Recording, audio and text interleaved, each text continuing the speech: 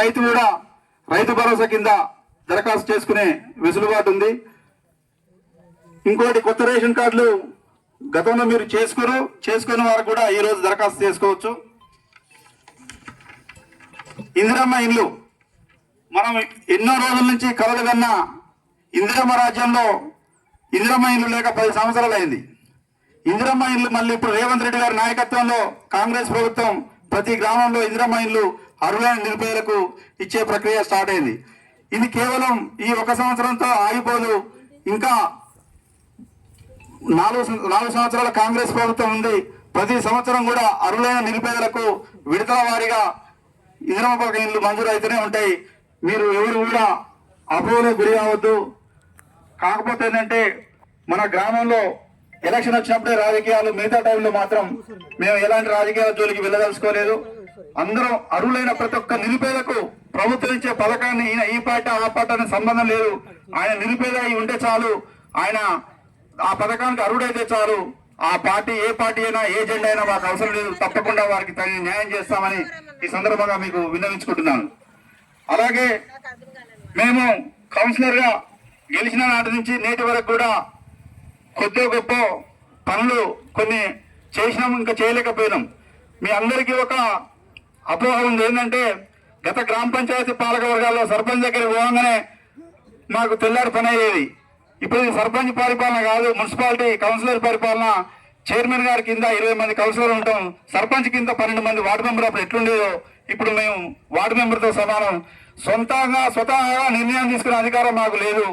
ఏదైనా సమస్య ఉంటే సంబంధిత శాఖ అధికారికి కానీ సంబంధిత మా చైర్పర్సన్ కానీ తెలియజెప్పేంత వరకే మా బాధ్యత ఉంది. మేము నిర్ణయం తీసుకునే అధికారం మాకు లేదు. దయచేసి మీరు అందరూ కూడా గమనించి ఏమైనా మిగిలిపోయిన పనులు, చేయని పనులు అని ఉంటే విడుదల వారీగా చేసే ప్రక్రియలో భాగంగా చేస్తాం. ఇంకా మాకు ఈ రోజుకు ఇంకొక 4 రోజుల పదవి మిగిలి ఉంది. 26 జనవరి వరకే మేము మా 5 ఏళ్ల పదవి కాలం పూర్తవుతుంది. అయినా సరే మా గౌరవ ఎమ్మెల్యే గారు రాజగోపాల్ రెడ్డి గారు ఎమ్మెల్యే గారి సహకారంతో మిగిలిపోయిన ఎలాంటి పనులైనా సరే చేపిస్తేందుకు మా గ్రామ పెద్దలు అందరితోటి మేము సమన్వయం చేసుకుంటూ మేము పని చేసేందుకు సిద్ధంగా ఉన్నాము. అలాగే గత 4.5 సంవత్సరాల మీ ఎన్నికైన కాలం నుంచి ఎన్నో పనులు చేద్దాం అనుకున్నా మిగిలిపోయినాయి. ఈ ప్రజాపాలన కార్యక్రమంలో భాగంగా వచ్చిన అధికారులకు నాకు అవగాహన ఉన్నంత వరకు, నాకు తెలిసినంత వరకు ఒక నివేదిక తయారు చేసినాను. వారికి సమస్యలు మీ అందరి సమక్షంలో ఇస్తాను. దీన్ని చదివి వినిపిస్తాను. దయచేసి ఒక 5 నిమిషాలు నాకు సమయం అదనంగా కేటాయించాల్సి కోరుకుంటూ, శ్రీత గౌరవనీయులైన ప్రజా పరిపాలనకు వచ్చిన అధికారులందరికీ నమస్కరించి మనం చేయడం ఏమనగా, చౌటుపల్లి మున్సిపాలిటీ పరిధిలో లక్కారం గ్రామంలో కొన్ని మిగిలిపోయిన పనులను, సమస్యలను పరిష్కారం కోరుతూ మీకు నివేదించడం గురించి. అయ్యా, మీకు మనం చేయడం ఏమనగా, లక్కారం గ్రామంలో వివిధ శాఖల పరిధిలో కొంతకాలంగా ఈ కింద సమస్యలు అపరిష్కృతంగా ఉన్నాయి. అవి ఏంటంటే మున్సిపల్ పరిధిలోకి వచ్చే సమస్యలు. ఒకటి, బీసీ కాలనీలో అంతర్గత డ్రైనేజీలు, అండర్ గ్రౌండ్ డ్రైనేజీలు కొన్ని మిగిలిపోయి ఉన్నాయి. అవి సుమారు 1800 మీటర్లు, అంటే కిలోమీటర్ మీద 800 మీటర్లు ఉంటాయి. అవన్నిటిని కూడా వీలైనంత వరకు మీరు పూర్తి చేయాలని ఈ సభావేదిక ద్వారా గ్రామస్తుల తరఫున మీకు కోరుకుంటున్నాము. అట్లాగే రెండో అంశం, వికలాంగుల కాలనీలో మరియు శ్రీరామనగర్ కాలనీలో అండర్ గ్రౌండ్ డ్రైనేజీలు, సీసీ రోడ్లు సుమారుగా 1500 మీటర్లు వేయవలసి ఉన్నది. వాటిని కూడా మీరు త్వరితగతిన పూర్తి చేయాలని విన్నవించుకుంటున్నాం. మరియు తంగడివనం నుంచి వచ్చే వర్షపు కాలువ, వరద కాలువ వికలాంగుల కాలనీ ముంచెత్తుతుంది. ఈ వికలాంగుల కాలనీలో అందరూ అంగవైకల్యం చెందినవారు, వికలాంగులే ఉంటారు. ఈ వరద నష్టం నివారిస్తేందుకు SMR AC ఫంక్షన్ హాల్ నుంచి మన లక్కారం బీటీ రోడ్డు దగ్గర ఉన్న కలవట్టు వరకు, పెద్దమూరి వరకు ఒక వరద కాలువని 4 మీటర్ల వెడల్పు, 3 మీటర్ల లోతుతోటి దాన్ని SMR AC ఫంక్షన్ నుంచి తీసుకొచ్చి ఆ కలవట్టు పెద్దమూరి దగ్గర వదిలితే ఆ వికలాంగుల కాలనీ మనం రక్షించిన వాళ్ళం అవుతాము. దీన్ని కూడా దృష్టిలో పెట్టుకోవాల్సిందిగా విజ్ఞప్తి చేస్తున్నాం. మరియు లక్కారం పాత గ్రామంలో గత సర్పంచుల కాలంలో వేసిన ఓపెన్ డ్రైనేజీలు ఉన్నాయి. అవన్నిటి కూడా ఓపెన్ డ్రైనేజీలు తీసేసి అండర్ గ్రౌండ్ డ్రైనేజీలుగా మార్చాలని విజ్ఞప్తి చేస్తున్నాం.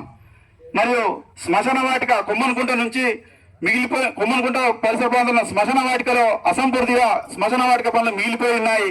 వాటిని కూడా పూర్తి చేయవలసిందిగా విజ్ఞప్తి చేస్తున్నాం. మరియు ఎస్సీ శ్మశాన వాటికలో స్నానపు గదులు లేవు, వాటర్ ట్యాంక్ లేదు. అక్కడ ఒక బోరు వేసి ట్యాంకు నిర్మాణం చేసి స్నానపు గదులు నిర్మాణం చేసి అలాగే ఆ శ్మశాన వాటిక చుట్టూ ప్రహరీ గోడ నిర్మాణం చేయాలని ఈ సందర్భంగా వచ్చిన అధికారులకు కోరుతున్నాను. అలాగే మోడల్ స్కూల్ దగ్గర ఉన్న శ్మశాన వాటికలో కూడా వాటర్ ట్యాంక్ ఉంది, స్నానపు గదులు ఉన్నాయి. కానీ అక్కడ ఒక బోరు వేసి ఆ బోరు తోటి ఆ ట్యాంకు నింపితే అక్కడ వాటర్ సౌకర్యం ఉంటుంది. అలాగే అక్కడ ఒకవేళ అవకాశం లేకపోతే ఆ పక్కనే గుండెమైన కొండ రైతున్నాడు, తను నీళ్లు ఇస్తేందుకు ముందుకు వచ్చిండు. ఆయన బోర్ నుంచి ఆ ట్యాంక్ వరకైనా పైప్ లైన్ వేయించవలసిందిగా మీకు విజ్ఞప్తి చేస్తున్నాం. మోడల్ స్కూల్ వద్ద అలాగే మన బ్రహ్మంగారి దేవాలయం నుంచి మోడల్ స్కూల్ పోయే రోడ్డును అంజనా సాయి మెడల్స్ వరకు బీటీ రోడ్డుగా డాంబర్ రోడ్డుగా మారిస్తే మేము హైవే ఎక్కకుండా చౌటుపల్లికి వెళ్లే వీలుంటుంది. అది కూడా మీరు పరిశీలన చేయాల్సిందిగా విజ్ఞప్తి చేస్తున్నాం. మరియు నూనె శ్రీనివాస్ యాదవ్ గారి శ్రీకృష్ణ గోశాల నుంచి మోడల్ స్కూల్ మీదుగా శ్మశాన వాటిక వరకు కూడా సీసీ రోడ్డు నిర్మాణం చేయవలసిందిగా విజ్ఞప్తి చేస్తున్నాం. బీసీ కాలనీ పక్కనున్న రాచకొండ చిరంజీవాచారి గారి పొలం వారి కుటుంబాలు నిర్మించిన రేకుల షెడ్ నుంచి ఎల్డీఆర్ ఎస్టేట్ మీదుగా హైవే రోడ్డు వరకు తాజా హోటల్ నోమనర్సే పెట్రోల్ పంపు వరకు కూడా మీరు సీసీ రోడ్డు నిర్మాణం చేసినట్లయితే మేము ఏదైనా ట్రాఫిక్ సమస్యల్లో ఏదన్నా కూడా ఈ జాతీయ రహదారికి దగ్గరికి వెళ్లే అవకాశం ఉంటుంది. అలాగే ఎస్సీ కాలనీ ముత్యాలమ్మ దేవాలయం నుంచి శ్మశాన వాటిక వరకు కూడా సీసీ రోడ్డు నిర్మాణం చేయాలని కోరుతున్నాం. కొమ్మనుకుంట నుంచి శ్మశాన వాటిక వరకు కూడా సీసీ రోడ్డు నిర్మాణం చేయవలసిందిగా విజ్ఞప్తి చేస్తున్నాం. నీళ్లపాన నుంచి నీళ్లపాన దగ్గర